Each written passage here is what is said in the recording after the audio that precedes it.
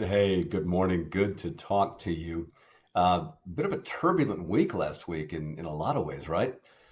So, as of right now, the market's not quite open yet, but we are in the sevens here, 7.375 with no discount. That's an 800 credit score driving that. Going to be a little bit higher with a 730 credit score or lower, right? FHA and USDA are in the upper sixes. VA's right at 7% with no discount. Jumbo's creeping up into the seven. That's a 30-year fix, Jumbo. You might find an arm in a better position. With one discount, here's what we're doing right now.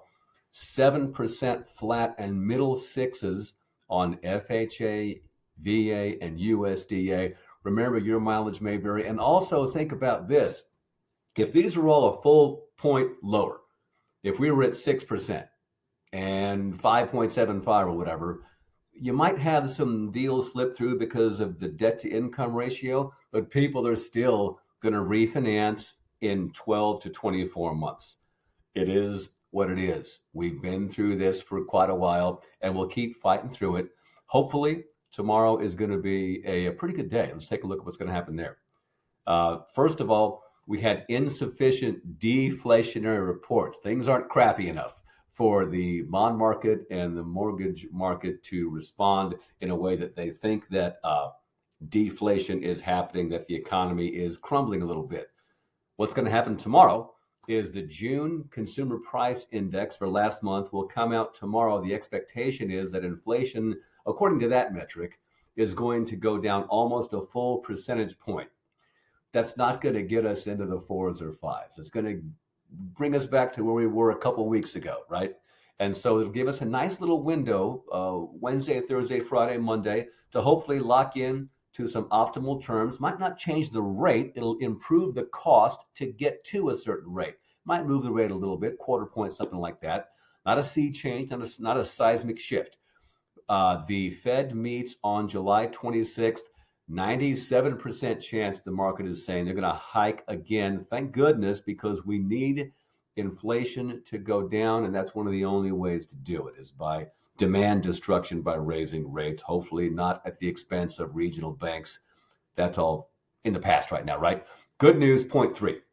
I have the FHA zero down and zero down plus closing cost option. You've seen this before. This is on the street. I have it finally here. It's the grant or loan for the down payment for an FHA loan. So the buyer is putting nothing down except closing costs. We have an option. We can help with closing costs equal to about 1% of the loan amount. So that's going to help people more than like a USDA because you have more buying power with this. It's got a higher debt to income ratio. So I look forward to trying to make some things happen with that. Point four, if I'd been in town, I would have tried to chase some people down to talk about this one. This is a great one.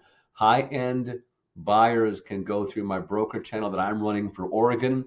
Assets equal income. So if you're not really declaring income, you don't have to work. If you had a lot of holdings, we can use that in lieu of actual income.